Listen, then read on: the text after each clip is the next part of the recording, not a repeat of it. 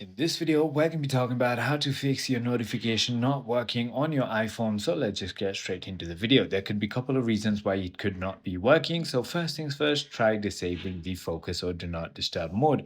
So as you can see, if I pull down my control center, as you can see, it's on personal right now, which is totally fine. But sometimes it's on do not disturb, which is gonna simply silence all the notifications. Make sure you put it on personal or anything else. The second, you want to simply go ahead and check on your notification settings. So simply open your settings, scroll all the way down until you find notifications, tap on that, and make sure the application that you want the notification from is enabled right over here. If that doesn't work, simply go ahead into your battery and make sure you turn off low power mode, and then again head into general, scroll all the way down to transfer or reset, and then click on reset or settings, and that is it.